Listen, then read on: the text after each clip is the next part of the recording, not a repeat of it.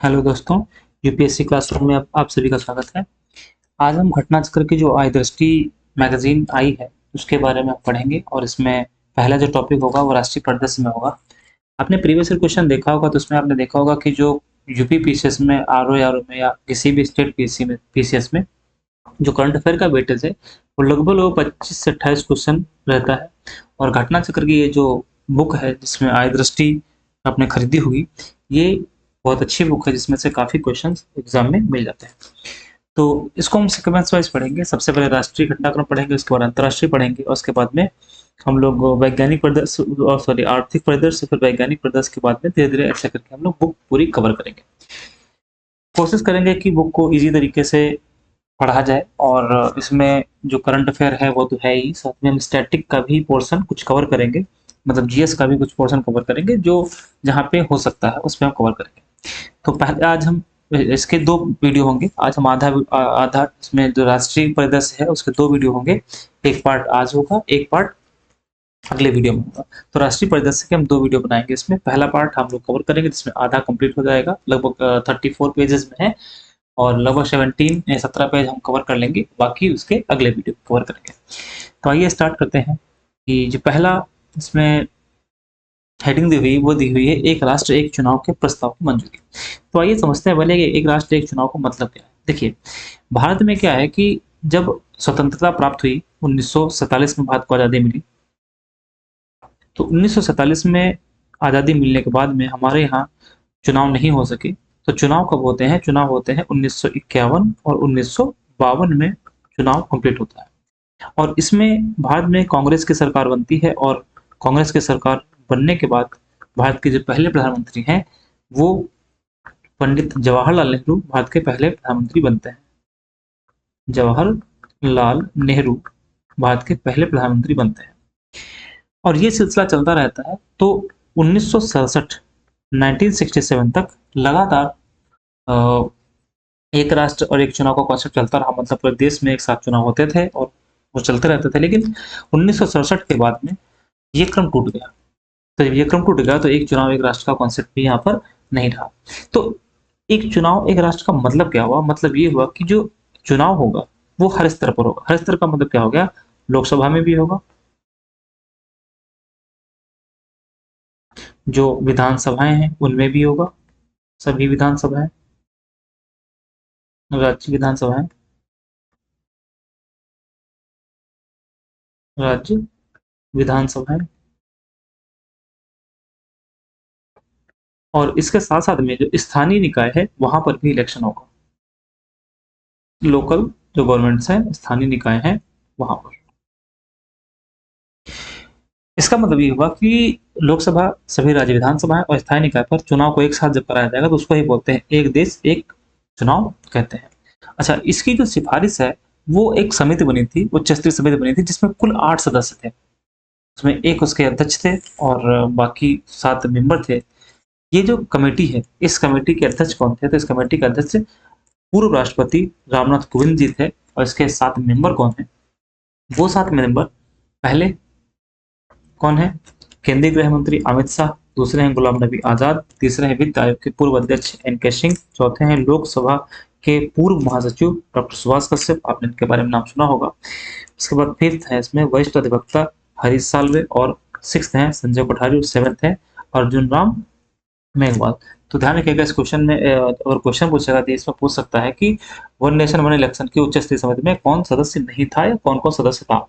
तो इसमें टोटल 8 सदस्य हैं, 1+7। 1+7 का मतलब क्या है?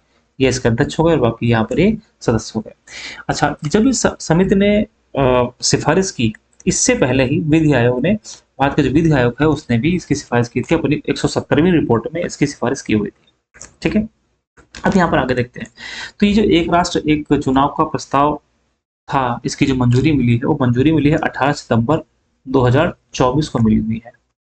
इसके बाद अब जब इलेक्शन करवाना होगा तो हमारे यहाँ भारत में क्या है, आपने देखा होगा कि अलग अलग टाइम पर अलग अलग विधानसभाओं में इलेक्शन होता है। मतलब कि जैसे यूपी में हो गया तो यूपी के साथ साथ में किसी और स्टेट में हुआ, फिर वहां कंप्लीट हुआ, फिर किसी और स्टेट में। तो हमारे यहाँ पूरे भारत में साल भर इलेक्शन चलते रहते हैं। किसी न किसी स्टेट में विधानसभा में इलेक्शन होते रहते हैं। अब एक साथ इलेक्शन करवाना है तो उसके लिए क्या करना पड़ेगा, उसके लिए संशोधन करना पड़ेगा। और यहाँ पर एक प्रावधान ये भी किया गया है कि जो चुनाव होगा पूरे देश भर में वो 2 चरणों में होगा, जिसमें क्या होगा, पहले चरण में क्या होगा, लोकसभा और विधानसभाओं में चुनाव कराए जाएंगे। पहले चरण में लोकसभा विधानसभा चुनाव कराए जाएंगे, उसके बाद जब ये चुनाव हो जाएंगे, उसके बाद उसके 100 दिन के अंदर, 100 डेज के अंदर क्या करना होगा, स्थानीय निकायों के चुनाव आयोजित कराने होंगे, मतलब स्थानीय निकाय के चुनाव कराने होंगे। तो वन नेशन वन इलेक्शन में क्या है, ऐसा नहीं है कि पूरे देश में लोकसभा, विधानसभा और लोकल सेल्फ गवर्नमेंट जो है, स्थानीय निकाय है, वहाँ पर साथ में एक दिन में ही इलेक्शन हो जाएगा। उसमें क्या प्रावधान किया गया है कि लोकसभा विधानसभा के पहले कराए जाएंगे और जो स्थानीय निकाय हैं उनका चुनाव लोकसभा और विधानसभा चुनाव के बाद 100 दिन के अंदर ही करवा लिया जाएगा। अच्छा, इसको करवाने के लिए क्या करना पड़ेगा, इसको करवाने के लिए तो संविधान में संशोधन करना पड़ेगा। तो संविधान में संशोधन जब किया जाएगा तो अनुच्छेद 83 83 और अनुच्छेद 172 में संशोधन किया जाएगा। अनुच्छेद 83 क्या बात करता है, संसद के सदनों की अवधि, और अनुच्छेद 172 क्या कहता है, राज्य विधान मंडलों की अवधि के बारे में डिस्कस करता है। और इसमें संशोधन करने के बाद में क्या होगा कि अनुच्छेद जो 82 का है वो इसमें जोड़ा जाएगा। अब संविधान में संशोधन किया कैसे जाएगा, तो आपने पढ़ा होगा संविधान में संशोधन है वो अनुच्छेद 368 के अंतर्गत होता है। संविधान में संशोधन कैसा होता है, अनुच्छेद 368 के अंतर्गत। यहाँ पर जो संविधान संशोधन होगा उसमें 2 शर्तें हैं। पहली शर्त ये है, यहाँ पर पहली कंडीशन ये है कि दोनों सदनों के कुल सदस्यों के आधे से अधिक सदस्यों का मतदान अनिवार्य है। मतलब ये हुआ कि जो सदन है, अच्छा, संविधान संशोधन करने का अधिकार किसके पास में है, संविधान संशोधन करने का अधिकार सिर्फ और सिर्फ संसद के पास में, मतलब पार्लियामेंट के पास सिर्फ अधिकार है। अब इसमें क्या बोला गया है कि अगर संशोधन किया जाता है तो पहली शर्त यह है कि जो सदन है, दोनों सदन का मतलब क्या हो गया, लोकसभा और राज्यसभा, दोनों सदनों के जो कुल सदस्य हैं कि आधे से अधिक सदस्यों का मतदान करना अनिवार्य है। मतलब जैसे लोकसभा है, राज्यसभा है, तो इसके जितने भी कुल सदस्य हैं, आपको पता होगा कितने सदस्य हैं, इसके आधे से अधिक सदस्यों का मतदान करना अनिवार्य है। दूसरी शर्त यह कहती है कि पहली शर्त पूरी हो जाए, मतलब पहली शर्त तो हो ही हो, साथ में दूसरी शर्त क्या है कि उपस्थित और मतदान करने वाले सदस्यों की संख्या का 2/3 इसके पक्ष में पड़ना चाहिए। मतलब कि ये दोनों कंडीशन जब तक पूरी नहीं होंगी तो संशोधन नहीं माना जाएगा। ठीक है, तो इसमें संशोधन के माध्यम से ये बात हम लोगों ने समझ ली। और इसके बाद क्या होगा, जब ये दोनों सदनों से पास हो जाएगा और उसके बाद राष्ट्रपति क्या करेंगे, अपने हस्ताक्षर कर देंगे, तो ये कानून बन जाएगा। और कानून बनते ही फिर एक राष्ट्र एक चुनाव का कॉन्सेप्ट कंप्लीट हो जाएगा। फिर इसके बाद में इलेक्शन होंगे। ठीक है, इसमें इतनी चीजें इंपॉर्टेंट थी। अगली जो हेडिंग है, वो है पीएम आशा योजनाएं जारी रखने को मंजूरी। देखिए, पीएम आशा जो योजना है इसमें क्या क्या चीजें हैं तो देखते हैं। देखिए, 2018 में जो केंद्रीय मंत्रिमंडल है उसने क्या किया था, उसने प्रधानमंत्री अन्नदाता आय संरक्षण अभियान शुरू किया हुआ था। और इसका उद्देश्य क्या था, इसका उद्देश्य ये था कि जो 2018 में केंद्रीय बजट में प्रस्तुत किया, इसका उद्देश्य क्या था, इसका उद्देश्य ये था कि जो किसान है उनकी जो फसल है, फसल के लिए न्यूनतम समर्थन मूल्य यानी एमएसपी प्रदान करने पर आधारित है। ठीक है, अब यहाँ पर एमएसपी की बात कर लेते हैं। देखिए, एमएसपी की जब बात करेंगे तो ये किन फसलों के लिए होता है, तो खरीफ और रबी के लिए होता है, खरीफ एंड रबी के लिए होता है। दूसरी बात यह है कि जो एमएसपी है, एमएसपी की सिफारिश कौन करता है, तो एमएसपी की सिफारिश करता है कृषि लागत एवं कृषि लागत मूल्य आयोग, कृषि लागत मूल्य आयोग 1965 में बना हुआ था। इसकी सिफारिश पर क्या होता है कि एमएसपी लागू होता है, एमएसपी लागू होता है। ठीक है, तो इसकी स्वीकृति कब मिलती है, तो 18 सितंबर को ही इसकी स्वीकृति प्राप्त होती है। अब यहाँ पर आगे अगर हम देखें इसमें, तो इसमें क्या है कि ये जो 15वें वित्त आयोग है, इस पर ये जो स्कीम है यहाँ पर, अगर देखें पीएम आशा योजना जो है, तो पीएम आशा योजना अगर यहाँ पे क्वेश्चन कैसे पूछेगा तो आपसे पूछ देगा पीएम आशा योजना कब शुरू की गई थी, तो 2018 के केंद्रीय बजट में इसकी घोषणा की गई थी कि चलेगा। इसका फुल फॉर्म क्या है? प्रधानमंत्री अन्नदाता आय संरक्षण योजना, सॉरी अभियान। ठीक है। अब 15वां जो वित्त आयोग है, इनके कार्यकाल में यानी कि 2025-26 तक क्या होगा, 35,000 करोड़ रुपया इस पे खर्च करने का प्रावधान किया गया है। कितना पैसा प्रावधान किया गया? 35,000 करोड़ रुपया। अब इसमें हम बात कर लेते हैं जो वित्त आयोग है उसकी। देखिए वित्त आयोग कैसा निकाय है, तो संवैधानिक निकाय है। अच्छा पहले इसको कंप्लीट करते हैं, उसके बाद पूरा पढ़ लेते हैं इसमें वित्त आयोग के बारे में। तो ये बात समझ में आ गई। पीएम आशा के अंतर्गत कितने घटक आएंगे? तो 4 घटक आएंगे। 4 घटक का मतलब है पहला कौन सा होगा? वो पीपीएस होगा, मूल्य समर्थन योजना होगा। पहला पीपीएस होगा। दूसरा है मूल्य स्थिरीकरण कोष। तीसरा है मूल्य घाटा भुगतान योजना और चौथा है बाजार हस्तक्षेप योजना। ठीक है। अब इसमें एक बात समझिएगा, इसमें किसानों को और उपभोक्ताओं को दोनों यानी कि जो कंज्यूमर है और जो फार्मर्स हैं उन दोनों को इसमें शामिल किया गया है। मतलब ये हुआ कि जो किसान हैं उनको तो उचित मूल्य मिलना ही चाहिए, उसके मतलब उनको जो उत्पाद करते हैं, उस उत्पाद प्रोडक्शन करते हैं उसका उचित मूल्य मिलना चाहिए। साथ में जो उपभोक्ता है, उपभोक्ताओं को मिलने वाली वस्तुओं के मूल्यों में आने वाले उतार चढ़ाव को भी क्या करना है? नियंत्रित करना है। ऐसा नहीं है कि केवल और केवल ये किसानों के लिए है। कंज्यूमर जो वस्तुएं यूज करता है, जो प्रोडक्ट्स यूज करता है, उसके लिए भी इसमें प्रावधान किया गया है कि जो उतार चढ़ाव आते हैं उनको क्या किया जा सके? नियंत्रण किया जा सके। ठीक है। अब यहाँ पर एक बात समझिएगा, जो मूल्य स्थिरीकरण कोष है, ये मूल्य स्थिरीकरण कोष कृषि सहकारिता कृषि सहकारिता एवं एवं किसान कल्याण विभाग 2014-15 में 2014-15 में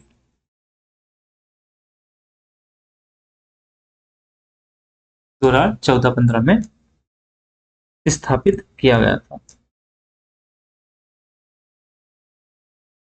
स्थापित किया गया था। ठीक है। तो इस स्कीम में इतना ही है। अब इसमें हमने बताया था कि हम वित्त आयोग के बारे में देख लेते हैं। तो वित्त आयोग में एक पहली बात ये समझनी है कि वित्त आयोग एक संवैधानिक संस्था है। संवैधानिक संस्थाएं कौन सी होती हैं? तो संवैधानिक संस्थाएं वो संस्थाएं होती हैं जिनका उल्लेख संविधान में होता है। तो ये एक संवैधानिक संस्था है। इसका मतलब है इसका उल्लेख कहाँ पर होगा? संविधान में होगा, अनुच्छेद 280 में, आर्टिकल 280। और इसका गठन कब होता है? इसका गठन 5 वर्ष के लिए होता है। प्रत्येक 5 वर्ष पर, 5 वर्ष पर होता है। जब इसका गठन प्रत्येक 5 वर्ष पर होता है तो 5-5 साल तक काम करता है। तो इसमें कितने मेंबर होते हैं, मतलब इसका स्ट्रक्चर क्या है, संरचना क्या है, इसमें कितने मेंबर होते हैं? तो इसमें कुल अगर मेंबर देखेंगे तो 5 होते हैं, जिसमें से एक अध्यक्ष और 4 सदस्य होते हैं। एक अध्यक्ष और 4 सदस्य होते हैं। ठीक है।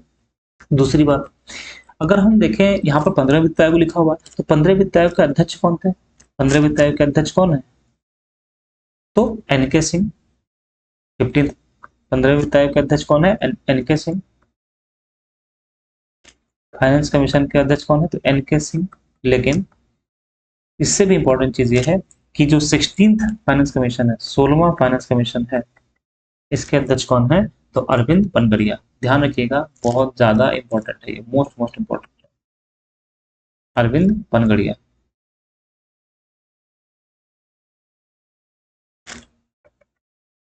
अरविंद पनगड़िया। ठीक है। अब यहाँ पर एक बात और समझ लीजिएगा, तो हमने 16वां देख लिया, 15वां देख लिया। फर्स्ट पहले कौन थे वित्त आयोग के अध्यक्ष? कौन थे? तो केसी नियोगी। केसी नियोगी थे और 1951 में बने थे। तो इस तरीके से हम लोगों ने इसका जो स्टैटिक वाला पार्ट था वो भी देख लिया। आइए तीसरे में देखते हैं। तो तीसरे में क्या है कि प्रधानमंत्री जनजाति उन्नत ग्राम अभियान। देखिए प्रधानमंत्री जनजाति उन्नत ग्राम जो योजना है, ये नाम में ही है जनजाति उन्नत ग्राम, यानी कि जो जहाँ पर ट्राइबल्स लोग रहते हैं, जो गांव होते हैं उनके, उनको उन्नत करने का मतलब कि आगे बढ़ाने के लिए ये योजना शुरू की गई है। तो इसकी जो घोषणा है वो इसकी घोषणा 2024-25 के जो बजट था, वित्त मंत्री निर्मला सीतारमण ने केंद्रीय बजट में इसकी घोषणा की थी। इसमें बोला गया है कि जो जनजाति बहुल गांव और आकांक्षी जिला है, मतलब कि जहां पर जनजाति लोग रहते हैं वो, और उनके डिस्ट्रिक्ट बहुल गांव, जनजाति बहुल गांव और उनके आकांक्षी जिले जो हैं, सभी जनजाति परिवारों का, जितने भी उसमें परिवार हैं उनका सबका कवरेज किया जाएगा। जिसमें क्या होगा, जब गांव को देखेंगे तो 63,000 गांव इसमें शामिल होंगे। कितने गांव शामिल हैं इसमें? 63,000। और साथ में जो जनजाति हैं कितने हैं? 5 करोड़ लोग इसमें शामिल हैं। ठीक है, तो इसकी जो मंजूरी है वो कब मिलती है? तो 18 सितंबर 2024 को प्रधानमंत्री नरेंद्र मोदी की अध्यक्षता में जो मंत्रिमंडल की केंद्रीय मंत्रिमंडल ने इसको मंजूरी प्रदान की। अब यहाँ पर अगला सवाल है कि ये जो स्कीम है, अब स्कीम है तो पैसा खर्च होगा, इस पे कितना पैसा खर्च करने का प्रावधान है? तो 79,156 करोड़, लगभग हम मान सकते हैं कि 79 करोड़ और 79,000 करोड़ रुपया इस पे खर्च करने का प्रावधान किया गया है। लेकिन जब खर्च करने का प्रावधान किया गया है तो इसमें कितने राज्य केंद्र शासित प्रदेश होंगे, ये इंपॉर्टेंट है, ध्यान रखिएगा, कितने राज्य केंद्र शासित प्रदेश होंगे? तो इसमें टोटल 30 राज्य और केंद्र शासित प्रदेश होंगे। इसका मतलब ये हुआ कि सभी राज्यों के शासित प्रदेश नहीं है, इसमें केवल 30 राज्य और केंद्र शासित प्रदेश हैं जो जनजाति बहुल गांवों और उनके ब्लॉकों को शामिल करेंगे। ठीक है, इसके साथ में क्या होता है? इसके साथ में ये होता है कि जो केंद्रीय पर्यटन मंत्रालय है उसने क्या किया है, उसने स्वदेश दर्शन चलाया हुआ है। किसने चलाया है स्वदेश दर्शन? केंद्रीय जो पर्यटन मंत्रालय उसने क्या चलाया है? स्वदेश दर्शन चलाया हुआ है। अब इसमें क्या होगा, इसमें क्या होगा कि जहां पर जनजातीय क्षेत्र है, तो जनजातीय क्षेत्रों में जो पर्यटक होते हैं, जो टूरिस्ट होते हैं, वो जाते हैं, तो उनके रहने के लिए 1,000, उनके रहने के लिए क्या होगा, 1,000 गृह प्रवासों के को बनाने का बढ़ावा दिया गया है। इससे क्या होगा, इससे जो जनजाति लोग हैं, जो ट्राइबल्स लोग हैं, ट्राइबल्स कम्युनिटी है, उनके उनकी आजीविका बढ़ेगी और उनको रोजगार भी मिलेगा। ठीक है, दूसरी बात, 2011 की जनगणना के अनुसार भारत में जो अनुसूचित जातियां हैं उनकी संख्या कितनी है? तो उनकी संख्या है 10.45 करोड़। ठीक है, अब यहाँ पर एक बात और समझ लीजिएगा, जो जनजाति समुदाय है उससे जुड़ा हुआ अगर हम देखें तो एक है पीवीटीजी। पीवीटीजी का मतलब क्या हुआ? विशेष रूप से कमजोर जनजाति समूह। मतलब ये जनजाति समूह ऐसा है जो बहुत ही कमजोर है, यानी कि विशेष रूप से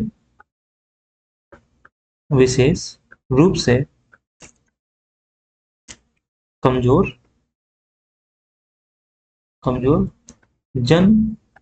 जनजातीय समूह, जनजातीय समूह। और कितने हैं ये समूह?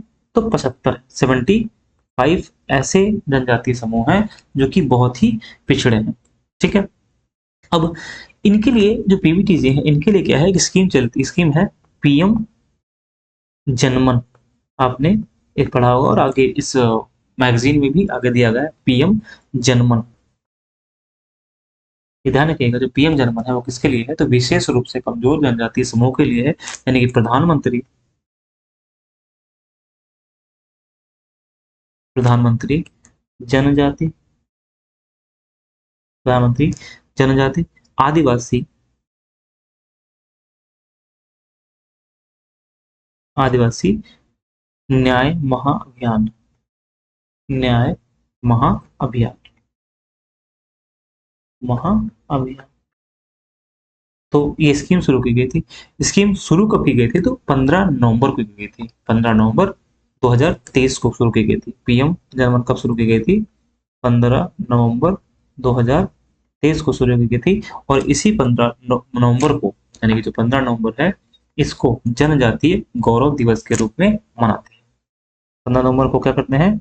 जनजातीय गौरव दिवस के रूप में मनाते हैं। जनजातीय गौरव दिवस के रूप में मनाते हैं। अब इसमें क्या किया जाएगा, इस ये जो स्कीम है इसमें क्या किया जाएगा? तो इस स्कीम में पीवीटीजी के लिए, मतलब कि जो बहुत कमजोर लोग हैं, इसके लिए क्या किया जाएगा? पीवीटीजी के लिए पीवीटीजी के लिए 4.9 लाख, मतलब लगभग लगभग कितना, 5 लाख आवास निर्माण कराने की योजना है। आवास निर्माण कराने की योजना है, कराने की योजना। तो इसमें हम लोगों ने देख लिया कि जो पहला एक तो था प्रधानमंत्री जनजातीय उन्नत ग्राम योजना के बारे में देख लिया, और इसके साथ साथ में इसमें ये जरूर रखिएगा कि कितना पैसा इसमें व्यय किया जा रहा है, और साथ में याद रखिएगा कितने राज्यों में और कितने केंद्रीय प्रदेशों में है। इसके साथ साथ में हमने इससे जुड़ी हुई जो चीजें थी उनको भी हम लोगों ने यहाँ पर देख लिया। ठीक है, अब अगली जो मंजूरी है वो कौन सी है, वो है बायो राइड योजना को मंजूरी मिल गई। देखिए, बायो राइड योजना जो है ये ग्लोबल बायो इंडिया जैव प्रौद्योगिकी संबंधित हितधारकों का एक विशाल अंतर्राष्ट्रीय सम्मेलन है। ठीक है, और ये जो कार्यक्रम है, इस कार्यक्रम का जो आयोजन है ये कौन करता है, तो करते हैं जैव प्रौद्योगिकी उद्योग अनुसंधान सहायता परिषद इस कार्यक्रम का आयोजन करते हैं। ठीक है, अब हम बात करते हैं आगे। इसमें क्या है कि जो ग्लोबल बायो इंडिया है, ग्लोबल बायो इंडिया है, इसका कौन सा संस्करण था, तो चौथा संस्करण था, और इसका आयोजन कहाँ किया गया, इसका आयोजन दिल्ली में किया गया। ठीक है, इसका आयोजन कहाँ किया गया, दिल्ली में किया गया। तो पहली बात ध्यान रखिएगा कि ग्लोबल बायो इंडिया का जो चौथा संस्करण है उसका आयोजन कहाँ किया गया, दिल्ली में किया गया। अब इसमें क्या है, अब इसमें सबसे इंपॉर्टेंट ये चीज है कि बायो जो राइड लिखा हुआ है इसका फुल फॉर्म क्या है। तो बायो में बायोटेक्नोलॉजी, इसका फुल फॉर्म याद रखिएगा। बायो राइड में बायो क्या है, टेक्नोलॉजी, आर फॉर क्या है, research, D for I for क्या है, innovation, E for entrepreneurship, and D for क्या हो जाएगा, डेवलपमेंट। तो ध्यान रखिएगा जो बायो राइड है इसका फुल फॉर्म अगर पूछता है तो क्या हो जाएगा, जैव प्रौद्योगिकी अनुसंधान नवाचार और उद्यमिता विकास, यानी कि biotechnology, research, innovation and entrepreneurship. ठीक है, अब ये जो स्कीम है, बायोराइड स्कीम है, इसमें क्या है कि पहले से दो स्कीम चल रही थी। वो कौन सी स्कीम थी, तो एक स्कीम यहाँ पर थी, इसका नाम है एक स्कीम कौन सी है, तो उसका नाम है जैव प्रौद्योगिकी अनुसंधान विकास और औद्योगिक एवं उद्यमिता विकास। इन दोनों को इसमें मिला दिया, यानी कि अगर मैं यहीं पे साइड में लिख दूं तो इसमें क्या होगा, इसमें दो योजनाओं को मिला दिया गया, किसको मर्ज कर दिया गया है, तो एक है इसमें जैव प्रौद्योगिकी, साइड नीचे लिख देते हैं यहाँ पर, जो बायोराइड है,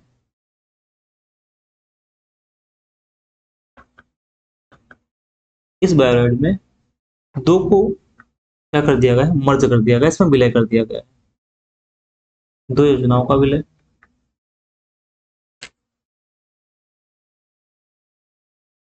दो योजनाओं का विलय। कौन सी, तो एक योजना है जैव प्रौद्योगिकी अनुसंधान एवं विकास, जैव प्रौद्योगिकी अनुसंधान एवं विकास, इसको जोड़ दिया गया है, मतलब इसमें विलय कर दिया गया। दूसरी कौन सी योजना है, दूसरी योजना है औद्योगिक एवं उद्यमिता विकास, औद्योगिक एवं उद्यमिता विकास, इसको क्या कर दिया गया है, इसमें मर्ज कर दिया गया। लेकिन ध्यान रखिएगा एक योजना, एक घटक इसमें और जोड़ा गया है, ये तो इसमें मर्ज कर दी गई है, लेकिन जोड़ा गया घटक कौन सा है, एक घटक और जोड़ा गया है, तो उसका नाम है यहाँ पर bio manufacturing and boundary, bio foundry, इसी जगह पर है, एक मिनट, हाँ यहाँ देखिए, हमने बताया आपको कि ये दो मर्ज कर दी गई, लेकिन यहाँ पर bio manufacturing and bio foundry को इसमें क्या कर दिया गया है, इस घटक, एक नया घटक इसमें जोड़ दिया गया। तो ध्यान रखिएगा बायोराइड में कौन सी योजनाओं का विलय किया गया और कौन सा घटक इसमें जोड़ा गया। ठीक है, इसके बाद अगर हम बात करते हैं तो 15वें वित्त आयोग की फिर बात आती है कि 15वें वित्त आयोग इसके क्रियान्वयन कब किया जाएगा, तो 15वें वित्त आयोग का जो है अवधि है 2021-22 से 25-26 उसके बीच में किया जाएगा। दूसरी बात, अब बात करते हैं बायो E3 नीति। अब देखिए यहाँ पर E3 है, E3 का मतलब है E3 में E3 कौन सी, तो पहली कौन सी है, पहली है इसमें इकोनॉमी, दूसरी ई कौन सी है? इन्वायरमेंट।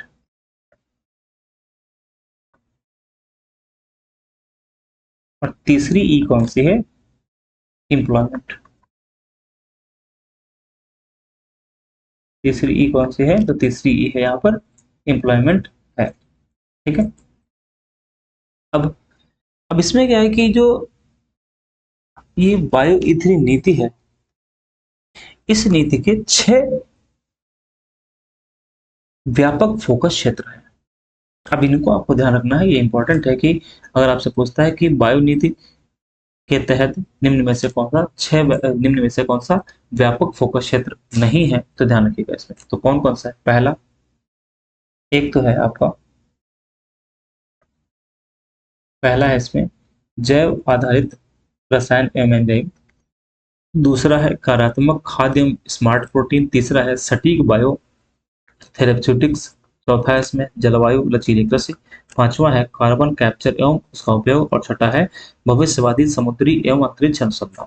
ठीक है, तो इसमें इतना ही इंपॉर्टेंट था।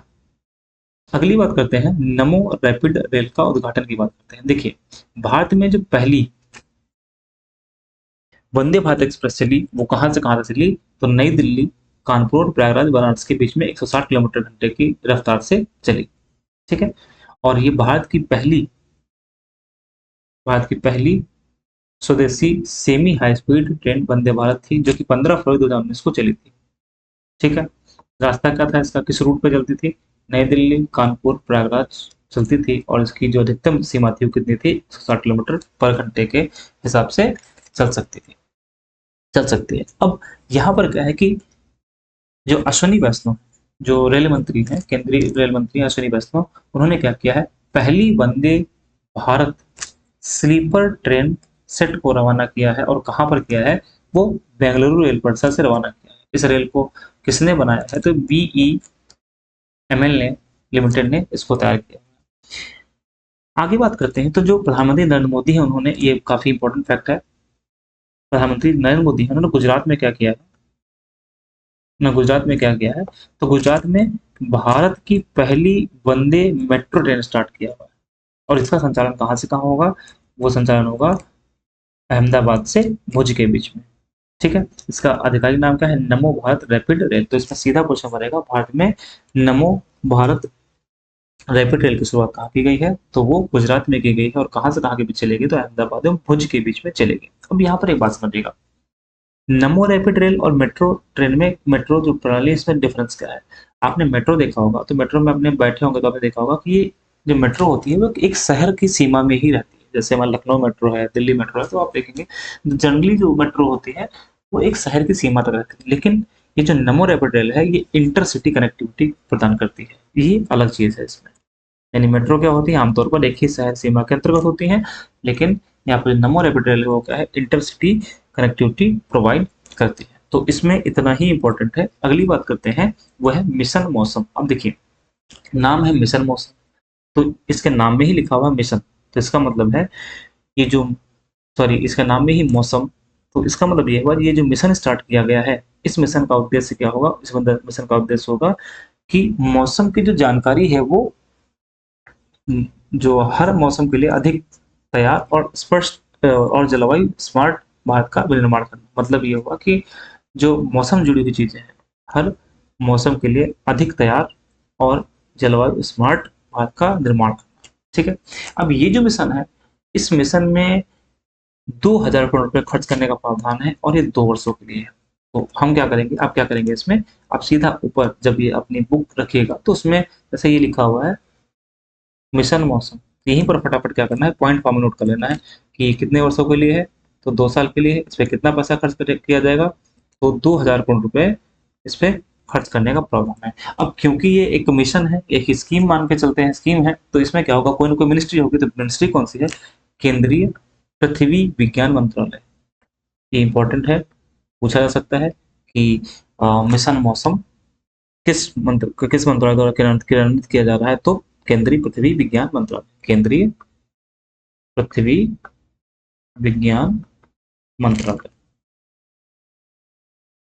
मंत्रालय के द्वारा इसको क्रियान्वित किया जा रहा है। ठीक है, तो ध्यान रखिएगा इसको। अब ये जो क्रियान्वयन होगा ये 3 संस्थाओं के सहयोग से होगा।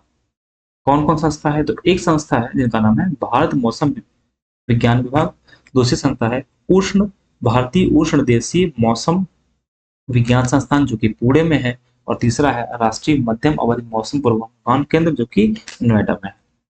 ठीक है। और इसमें जब ये इस मिशन को जब चालू किया गया है, जब चालू किया जा रहा है इसमें, तो इसमें जो अवलोकन है, मतलब जो इसमें जो यूज किया जाएगा वो high performance computing AI intelligence के माध्यम से सारी चीजें की जाएंगी। ठीक है। नेक्स्ट हेडिंग देखते हैं, तो वो है हेडिंग है स्वच्छ वायु सर्वेक्षण। देखिए स्वच्छ वायु सर्वेक्षण है, इसमें एक बात समझने वाली ये है कि इसकी जो शुरुआत है वो राष्ट्रीय स्वच्छ वायु कार्यक्रम 2019 में जब ये लॉन्च किया गया, एनसीएपी राष्ट्रीय स्वच्छ वायु कार्यक्रम जो 2019 में लॉन्च किया गया, तो इसका उद्देश्य क्या था? अब देखिए यहाँ पर ये सब साफ साफ लिखा हुआ है राष्ट्रीय स्वच्छ वायु, यानी कि वायु को क्या करना है? स्वच्छ। और कहाँ करना है? तो हर स्तर पर करना। हर स्तर का मतलब क्या है? शहर, क्षेत्र, राष्ट्रीय स्तर पर करना है। और इसमें बोला गया अगले 5 वर्ष में, यानी 2019 में शुरू की गई थी, तो अगले 5 वर्ष कब होंगे? 2024 में। यानी ये 2019 में शुरू की गई थी, और 2019 में शुरू करने के बाद में अगले 5 वर्षों में, यानी कि 5 वर्ष इसमें ऐड कर देंगे तो 2024 तक। किसकी बात कर रही थी? कि जो पीएम है, पर्टिकुलर मैटर है, पीएम 10 और पीएम 2.5, पीएम 10 और पीएम 2.5, यानी कि 2024 तक पीएम 10 और पीएम 2.5 है, इसमें 20 से 30% कटौती करने का लक्ष्य रखा गया था। और इसी के तहत, मतलब ये जो स्कीम है, ये जो कार्यक्रम है, राष्ट्रीय स्वच्छ वायु कार्यक्रम है, इसी के तहत क्या गया था? वायु की गुणवत्ता में सुधार के लिए 130 शहरों को लक्षित किया गया था। ठीक है। यहाँ मैंने ये बता दिया कि 20 से 30% कटौती करने की बात की गई थी, और इसी के तहत वायु गुणवत्ता में सुधार के लिए 130 शहरों को लक्षित किया गया था। ठीक है। अब ये जो 130 शहर है, इनको 3 श्रेणियों में विभाजित किया गया है, 3 कैटेगरी में डिवाइड किया गया। एक है, पहली कैटेगरी कौन सी? एक वो कैटेगरी है जिसमें 10 लाख से ज्यादा लोग हैं।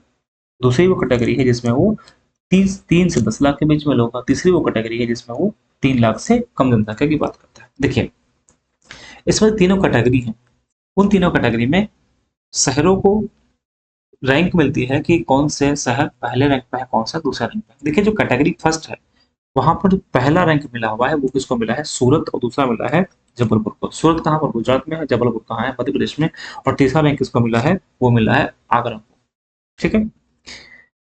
तो 3 क्रम तो याद रखिएगा, वैसे पहला ही ज्यादातर एग्जाम में आपसे पूछा जाएगा, स्टेटमेंट वाइज अगर पूछा जाएगा वैसे ही पूछा जाएगा कि जो स्वच्छता वायु सर्वेक्षण है उसमें पहला स्थान सूरत को प्राप्त हुआ है, स्टेटमेंट 1। स्टेटमेंट 2 देगा कि उत्तर प्रदेश का आगरा शहर को श्रेणी 1 में तीसरा स्थान प्राप्त हुआ है, तो बिल्कुल सही स्टेटमेंट होगा। तो उत्तर प्रदेश का श्रेणी 1 में उत्तर प्रदेश का जो आगरा शहर है उसको श्रेणी 1 में तीसरा स्थान प्राप्त हुआ है। इसके बाद श्रेणी 2 में और 3 में देखेंगे, इसमें उत्तर प्रदेश का जो फिरोजाबाद है, और श्रेणी 3 में जो उत्तर प्रदेश का रायबरेली है, उनको पहली रैंक प्राप्त हुई है। ठीक है। तो ज्यादातर इसमें जो क्वेश्चन बनेगा वो क्वेश्चन बनता है आपका पहली श्रेणी को लेकर के ही बनता है। अच्छा एक बात और है, यहाँ पर एक इंपॉर्टेंट चीज ये है कि इसकी घोषणा कहाँ से की गई? जो स्वच्छ वायु सर्वेक्षण 2024 है, इसकी घोषणा कहाँ से की गई? राजस्थान से की गई। और यहाँ पर क्या किया गया? यहाँ पर नीले आकाश के लिए एक स्वच्छ वायु के लिए, व स्वच्छ वायु के अंतर्राष्ट्रीय दिवस, यानी कि 7 सितंबर को ये सेलिब्रेट किया जाता है, नीले आकाश के लिए स्वच्छ वायु के अंतर्राष्ट्रीय दिवस। ठीक, दिवस ये सेलिब्रेट किया जाता है। तो इसमें इतनी चीजें इंपॉर्टेंट है। आगे अगर हम बात करते हैं इसमें है कि जो अगला टॉपिक है वह है स्वच्छ भारत मिशन। बहुत इंपॉर्टेंट है स्वच्छ भारत मिशन, और इस बार एग्जाम में पूरे चांस हैं पूछे जाने के, क्योंकि इसके 10 साल पूरे हुए हैं। 10 साल का मतलब है कब शुरू किया गया था? तो 2014 में शुरू किया गया था। तो स्वच्छ भारत मिशन की शुरुआत है 2 अक्टूबर 2014 में किया गया था, और अभी 2 अक्टूबर 2024 में 10 साल पूरे हो गए। ये जो स्वच्छ भारत मिशन है ये विश्व के सबसे बड़े राष्ट्रीय व्यवहार परिवर्तन स्वच्छता कार्यक्रम में से एक है। और इसमें लक्ष्य क्या किया गया था, इसमें जो घरेलू शौचालय उपलब्ध कराने के माध्यम से देश को खुले में शौच से मुक्त कराने पर केंद्रित किया गया था। अब इसमें आपने देखा कि भारत सरकार को काफी सफलता मिली और घरों में शौचालय बनवाए गए, जिसके माध्यम से खुले में शौच लोग नहीं जाते हैं, जिससे बीमारियां कम से कम फैलती हैं। अब यहाँ पर क्या है, एक नेचर नाम की एक जर्नल है जिसने स्टडी करी, और स्टडी जब करी तो उसमें कई सारी चीजें सामने निकल करके आई। जब इसने स्टडी करी तो एक आर्टिकल लिखा, और आर्टिकल का जो टाइटल था वो क्या था, शीर्षक क्या था, इंपॉर्टेंट शीर्षक है, ध्यान रखिएगा ये। तो शीर्षक क्या था, शीर्षक था स्वच्छ भारत मिशन के अंतर्गत शौचालय का निर्माण और भारत में शिशु मृत्यु दर। इसका मतलब है जो रिपोर्ट है वो किस पे है, ये तो ये शिशु मृत्यु दर पर रिपोर्ट है कि भारत में जो शिशु मृत्यु दर है उस पर क्या प्रभाव पड़ा। ठीक है, तो नेचर पत्रिका ने क्या किया है, इसने स्वच्छ भारत मिशन और शिशु मृत्यु दर आईएमआर और 5 वर्ष से कम आयु के बच्चों की मृत्यु दर के मध्य संबंध देखा है कि संबंधों की जांच के उद्देश्य से प्रायोगिक अध्ययन संचालित किया। मतलब किसके किसके बीच में किया है, तो स्वच्छ भारत मिशन और आईएमआर एंड U5MR, इसके बीच में क्या क्या संबंध रहा है, इसके बीच में क्या संबंध है, इसके लिए उसने स्टडी किया है। तो इसमें पाया कि जो एक दशक, मतलब कि पूरे 10 साल में 2011 से लेकर के 20 के बीच 35 राज्य और भारतीय राज्यों और केंद्र शासित प्रदेशों में और 604 जिलों के आंकड़े उसने विश्लेषित किए, और इसमें पाया कि जो भारत में शौचालय तक पहुंच और बाल मृत्यु दर में संबंध है वो कैसा है, विपरीत है। संबंध कैसा है, इनका उल्टा है। मतलब भारत में शौचालय और बाल मृत्यु दर का विपरीत कैसा है, संबंध उल्टा है। मतलब ये हुआ कि अगर शौचालय ज्यादा होंगे तो बाल मृत्यु दर क्या होगी, कम होगी। ठीक है, अब यहाँ पर स्टडी में क्या निकल कर क्या है कि जिला स्तर पर जो शौचालय है तक पहुंच में प्रत्येक 10% जो पॉइंट्स हैं में अगर वृद्धि हुई है तो आईएमआर में 0.9% बिंदुओं में कमी आई है, और U5MR में 1.1 तक कमी आई है। मतलब ये दिखाया गया है कि अगर शौचालय में वृद्धि होती है तो बाल मृत्यु दर में क्या होती है, कमी होती है। ठीक है, इसके बाद में अगर हम देखें तो इसमें बताया गया है कि जो SBM है, मतलब स्वच्छ भारत मिशन है, स्वच्छ भारत मिशन में जब भारत में शौचालय की वजह से, मतलब शौचालय बने हैं जिसकी वजह से क्या हुआ है, प्रतिवर्ष हर साल लगभग 60 से 70 हजार नवजात शिशुओं की जीवन रक्षा हुई, मतलब कि उनकी मृत्यु नहीं हुई है और वो बच गए। ठीक है, इसके साथ साथ अगर देखें तो एक है स्वच्छता ही सेवा। देखिए, स्वच्छता ही सेवा जो होता है वो 2 अक्टूबर 2024 में जब स्वच्छ भारत मिशन मनाया जा रहा था, तो उसके पहले ही मतलब लगभग 15 दिन का, यानी 17 सितंबर से 2 अक्टूबर के बीच में क्या बनाते हैं, स्वच्छता ही सेवा। और इसमें सबसे जो इम्पोर्टेंट चीज है वो ये है कि इसकी इस बार थीम क्या थी, ये काफी इंपॉर्टेंट जो एग्जाम में पूछे जाएगी। तो थीम क्या थी, थीम है स्वभाव स्वच्छता संस्कार स्वच्छता, 4S, ध्यान रखिएगा। इसकी थीम क्या थी, तो इसकी थीम थी 4S। और स्वच्छता ही सेवा का जो आयोजन है वो कौन करवाता है, वो करवाता है आवास एवं शहरी कार्य मंत्रालय के साथ साथ में कौन है, पेय जल और स्वच्छता विभाग जल शक्ति मंत्रालय के सहयोग से करवाता है। ठीक है, अगला है 23वां विधि आयोग। 23वां विधि आयोग के बारे में डिस्कशन किया गया है। देखिए, पहली बात ये समझिएगा, जो विधि आयोग है वो विधि आयोग गैर सांविधिक निकाय है। गैर सांविधिक निकाय क्या होते हैं, तो जिनका गठन मंत्रिमंडल से होता है, मतलब कि कानून के द्वारा नहीं होता, मंत्रिमंडल के द्वारा होता है। जैसे एग्जाम्पल में आप नीति आयोग और एनडीसी के बारे में जान सकते हैं। इसके और एग्जाम्पल्स क्या हो सकते हैं, नीति आयोग और एनडीसी। नीति आयोग का गठन कब हुआ था, 2015 में हुआ था। योजनाओं की जगह पर एनडीसी गठन कब हुआ था, 1952 में। तो ठीक है, तो विधि आयोग भी वैसे ही एक गैर संवैधानिक गैर सांविधिक निकाय है, स्टेचुटरी बॉडी है, जिसका गठन कौन करता है, तो गठन ध्यान रखिएगा, इसका गठन कौन करता है? विधि और न्याय मंत्रालय के जो विधि कार्य विभाग है वो अधिसूचना के माध्यम से इसका गठन करता है। अब यहाँ पर एक इंपॉर्टेंट पॉइंट ये है कि इसका गठन कितने टाइम के लिए होता है, इसका गठन कितने टाइम के लिए होता है, इसका कार्यकाल निश्चित होता है और 3 वर्ष के लिए इसका गठन होता है। कितने वर्ष के लिए गठन होता है इसका? 3 वर्ष के लिए गठन होता है। और ये कौन सा विधि आयोग है? तो 23वां विधि आयोग है। अब इसमें कौन कौन शामिल होता है? तो इसमें जो शामिल होने वाले हैं, तो इसमें एक तो होता है आपका पूर्णकालिक अध्यक्ष और 4 पूर्णकालिक सदस्य होते हैं। ध्यान रखिएगा, विधि आयोग में कौन शामिल होता है? तो एक पूर्णकालिक अध्यक्ष होता है और 4 कौन होता है? पूर्णकालिक सदस्य होते हैं। उसके साथ साथ सचिव होते हैं, विधि कार्य विभाग पदेन सचिव होते हैं, और सचिव होते हैं यहाँ पर विधायी विभाग के, और 5 अंशकालिक सदस्य होते हैं। इससे ज्यादा नहीं हो सकते, 5 अंशकालिक सदस्य होते हैं। विधि आयोग का मुख्यालय कहाँ पर है? नई दिल्ली में। तो 23वें वित्त आयोग का गठन के पहले 22वां वित्त आयोग था, और 22वें वित्त आयोग, सॉरी वित्त आयोग नहीं, विधि आयोग, सॉरी माफ करिएगा, जो 22वां विधि आयोग था उसके जो अध्यक्ष थे वो कौन थे? वो थे ऋतु राज अवस्थी थे। ठीक है, अभी यहाँ पर विधि आयोग के बारे में कुछ और बातें समझ लेते हैं। यहीं पर जो विधि आयोग है, भारत में पहला विधि आयोग कब बना? भारत में पहला विधि आयोग, देखिए पहले का मतलब है, एक तो चार्टर एक्ट 1833 के तहत बना, चार्टर एक्ट 1833 के तहत 1934 में बना, सॉरी 1834 में बने, जिसका नाम है लॉर्ड मैकाले। आपने हिस्ट्री में इनके बारे में पढ़ा होगा, लॉर्ड मैकाले। और उसके साथ साथ में अगर हम स्वतंत्र भारत की बात करें तो स्वतंत्र भारत में पहला विधि आयोग 1955 में बना। स्वतंत्र भारत में, स्वतंत्र भारत में पहला विधि आयोग कब बना? पहला विधि आयोग कब बना? तो 1955 में बना। नाम क्या था पहले विधि आयोग के अध्यक्ष का? एमसी सीतलवाड़, एमसी सीतलवाड़ इनका नाम था, और 1955 में इनका गठन किया गया।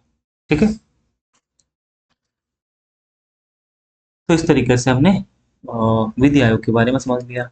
अगला जो इसमें टॉपिक है वो है डिजिटल कृषि मिशन। देखिए, डिजिटल कृषि मिशन की जो शुरुआत है वो 2 सितंबर 2024 को की गई। 2 सितंबर 2024 को की गई, और इस पर जो खर्चे करने की बात आई, कितना पैसा खर्च होगा, मिशन है तो पैसा तो खर्च ही होगा, तो इस पर खर्च करने की बात आती है, तो इस पर खर्च 2817 करोड़ रुपए करने की बात आती है। 17 करोड़ रुपए खर्च करने की बात आती है। ठीक है, इसके साथ साथ में इसकी जो घोषणा है वो कब की गई थी? तो 2023-24 का जो बजट था उसमें बोला गया था कि डिजिटल सार्वजनिक अवसंरचना डीपीआई 2023-24 में जो कृषि के लिए डिजिटल सार्वजनिक अवसंरचना के निर्माण की घोषणा की गई थी, जिसके बाद जो बजट आया 2024-25 में निर्मला सीतारमण ने क्या किया? घोषणा की है, और राज्य सरकारों को चाहिए से अगले 3 वर्षों में कृषि के लिए डिजिटल सार्वजनिक अवसंरचना लागू करने की बात कही गई है। इसमें क्या होगा? डीपीआई में क्या होगा? 400 जिलों में खरीफ फसलों का क्या किया जाएगा? डिजिटल फसल सर्वेक्षण कराया जाएगा, जिससे क्या होगा? जिससे 6 करोड़ किसान इससे लाभान्वित होंगे। ठीक है, तो इसमें क्या क्या चीजें इंपॉर्टेंट है हम देख लेते हैं। देखिए, पहली चीज इसमें यह है कि ये जो डिजिटल कृषि मिशन है, जो डिजिटल कृषि मिशन है, डिजिटल कृषि मिशन है, इसके 2 मूलभूत स्तंभ हैं। 2 मूलभूत स्तंभ,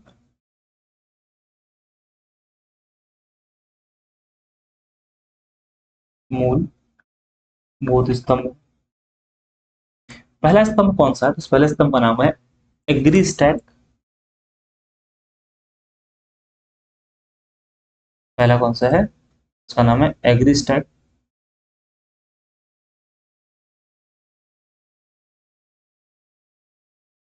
जिसमें जिसमें किसान आईडी की शुरुआत की जाएगी। आईडी की शुरुआत की जाएगी। और ये जो किसान आईडी होगी,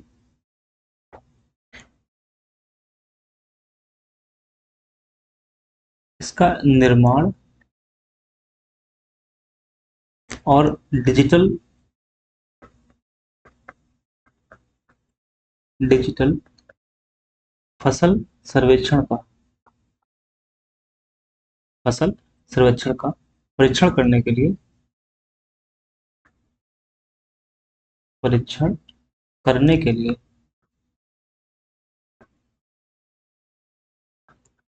करने के लिए 6 राज्यों में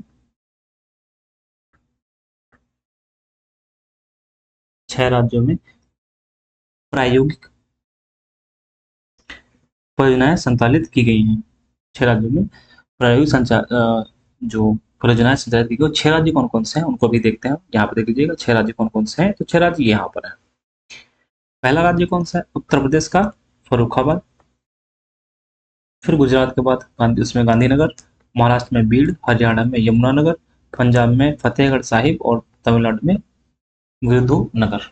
तो ध्यान रखिएगा, आपसे क्वेश्चन पूछ सकता है कि किसान आईडी के निर्माण और डिजिटल फसल सर्वेक्षण के लिए कौन सा कहाँ पर प्रायोगिक परियोजनाएं कहाँ संचालित नहीं की गई। ठीक है, तो एक स्तंभ ये हो गया।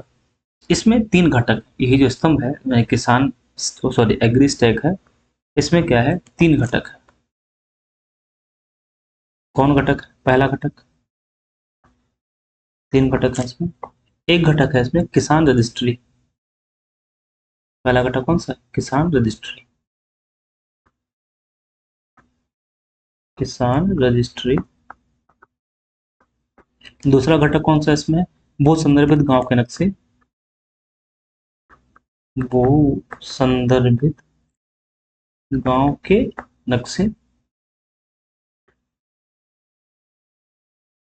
तीसरा, बोई गई फसल की रजिस्ट्री। ये तीनों घटक एग्री स्टैक के हैं। बोई गई फसल की रजिस्ट्री, फसल की रजिस्ट्री। ठीक है, रजिस्ट्री। तो पहला जो मूलभूत स्तंभ था वो एग्री स्टैक था। तो एग्री स्टैक में 2 बातें हमने की, एक किसान आईडी की शुरुआत करने की बात की गई और उसमें 3 घटक की बात की। दूसरा जो इनका मूलभूत स्तंभ है वो कौन सा है? ये तो पहला था। इसके बाद दूसरा कौन सा है? कृषि निर्णय सहायता प्रणाली। कृषि निर्णय सहायता प्रणाली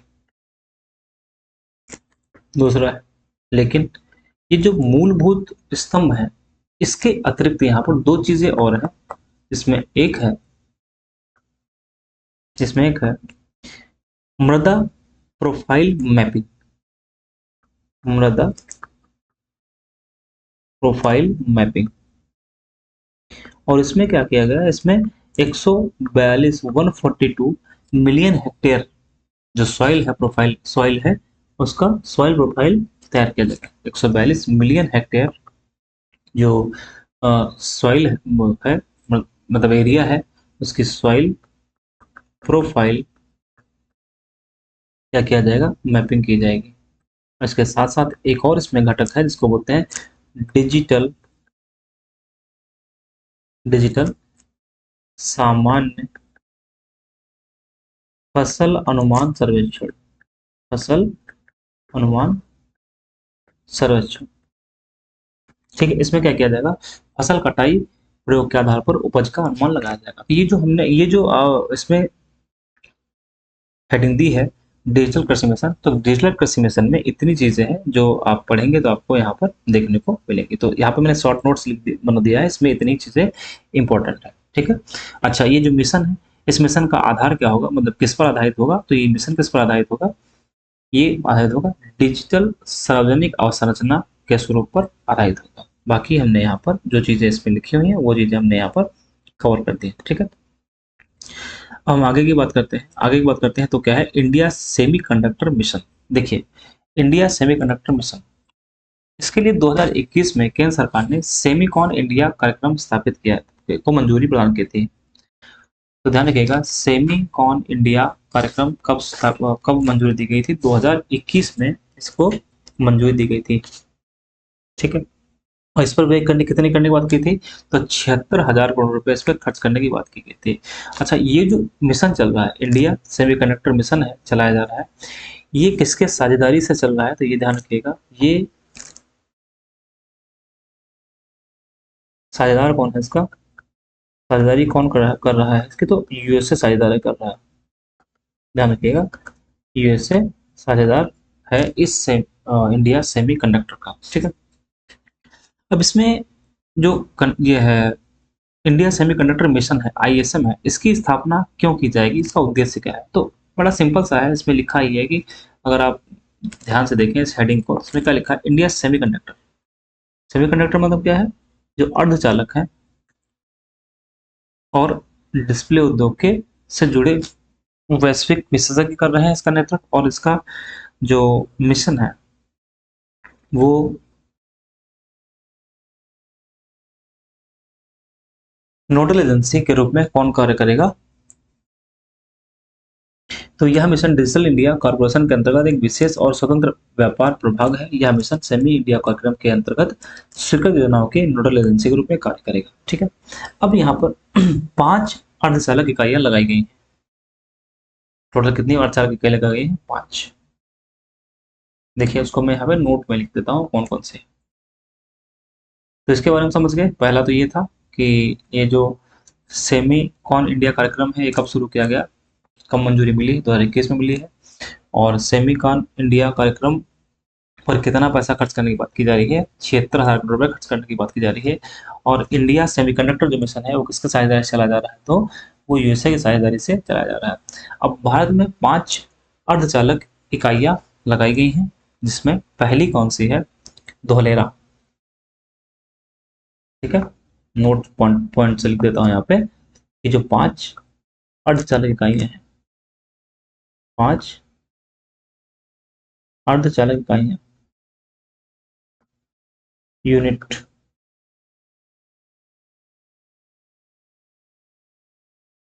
पहली यूनिट धोलेरा, कहाँ पर? गुजरात। और ये भारत की पहली, फर्स्ट एआई समर्थित सेमीकंडक्टर फैब है। एआई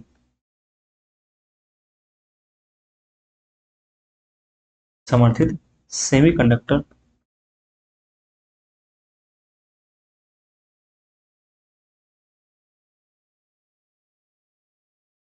सेमीकंडक्टर फैब है।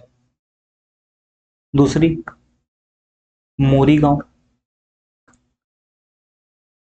ये कहाँ पर है? असम में। तीसरी साड़ंद,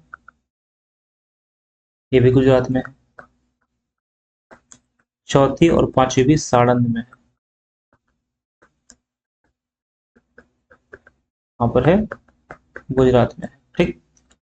अब ये जो पहली दो हैं, ऊपर की दो हैं, धोलेरा और मोरेगांव, इसको किसने चालू किया है? तो इसको चालू करने वाली जो कंपनी है उस कंपनी का नाम है, स्थापना किसने किया है? तो उस कंपनी का नाम टीईपीएल। टीईपीएल का मतलब हुआ टाटा इलेक्ट्रॉनिक्स प्राइवेट लिमिटेड। उसके बाद जो दूसरी है, यानी कि जो सड़ांद साड़ंद गुजरात में दूसरी है, GC power and industrial solutions limited ने स्टार्ट किया है। जीसी पावर स्थापित किया है, and solutions sorry and industrial industrial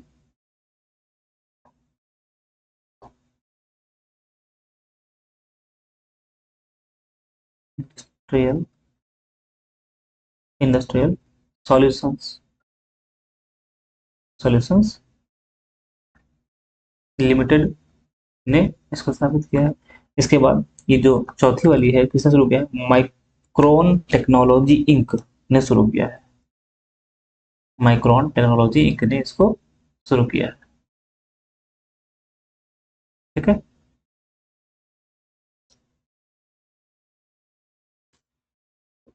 micron micron technology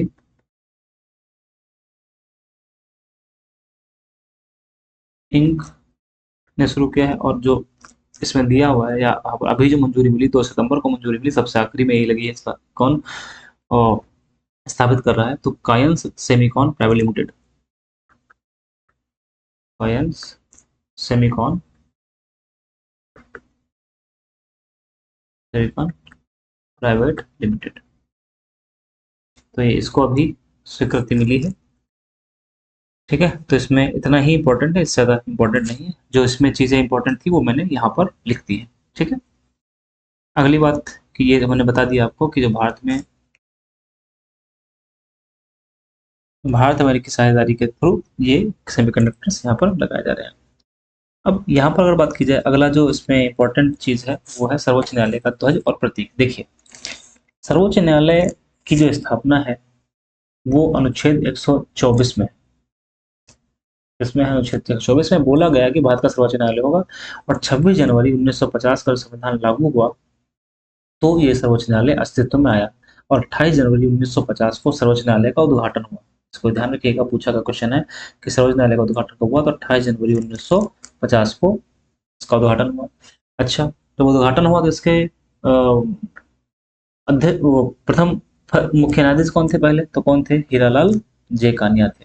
ठीक है, तो 28 जनवरी 2024 को जब इसके जब 75 साल पूरे हो रहे थे, इसकी जब हीरक जयंती मनाई जा रही थी, मनाई शुरुआत की गई है मनाए जाने की, जब 75 साल पूरे हो जाएंगे 28 जनवरी 2025 को 75 साल इसके पूरे हो जाएंगे यहाँ पर। ठीक, मनाई जाएगी। तो इसमें क्या है कि सर्वोच्च न्यायालय ने एक ध्वज का अनावरण किया। जो ध्वज का अनावरण किया वहां पर क्या है कि इसका जो रंग है वो कैसा है, वो नीले रंग का है, ब्लू कलर का है। इसका है ब्लू कलर का ये जो ध्वज है। और इसी ध्वज में खुले हुए जो संविधान है उसके खुले हुए पन्ने को भी प्रदर्शित किया गया है। संविधान के पन्ने, जो खुले हुए पन्ने हैं उनको प्रदर्शित किया गया है। साथ ही साथ में इस ध्वज में न्यायालय भवन को सुनहरे रंग से दिखाया गया है। और साथ ही साथ ध्वज में न्यायालय के गोलाकार भवन के ऊपर अशोक चक्र बनाया गया है। और एक संपूर्ण डिजाइन को वृत्ताकार सर्कल द्वारा घेरा गया है। और इसमें श्लोक लिखा हुआ है, संस्कृत श्लोक लिखा हुआ है, यह तो धर्मस्ततो जया, जहाँ धर्म है वहां जीत भी है। ठीक है, और सर्वोच्च न्यायालय के 75 साल पूरा होने पर 75 साल पूरा होने पर सिक्कायम स्मारक टिकट जारी किया गया है। और ये इसका जो आयोजन है सर्वोच्च न्यायालय द्वारा राष्ट्रीय जिला न्यायिक सम्मेलन का आयोजन कहाँ किया गया, तो वो नई दिल्ली में किया गया। ठीक है, तो इसमें इतनी चीजें इंपॉर्टेंट थी जिसको हम लोगों ने यहाँ पर देख लिया। ये देखिए, जो सुप्रीम कोर्ट का झंडा है, फ्लैग है, उसके बारे में नीले रंग का है, इसमें वृत्त बना हुआ है, यहाँ पर लिखा हुआ है, ये देखो जो लिखा हुआ यहाँ पर है। और उसके साथ साथ में इसके अंदर संविधान के खुले हुए पन्ने हैं और उसके साथ में संविधान जो सुप्रीम कोर्ट की बिल्डिंग है उसको बनाया गया है। तो इस तरीके से झंडे को बनाया गया है। ठीक है, तो इस वीडियो में हम लोग इतना ही रखते हैं, नहीं तो बहुत लंबा वीडियो हो जाएगा। अगला जो वीडियो पार्ट 2 होगा, उस पार्ट 2 में हम लोग यहाँ शुरू करेंगे बाढ़ पत्तन का शिलान्यास। ठीक है, कैसा लगा वीडियो जरूर बताइएगा। बाकी अगर कोई कमी हो तो भी बताइएगा। वीडियो देखने के लिए बहुत बहुत धन्यवाद।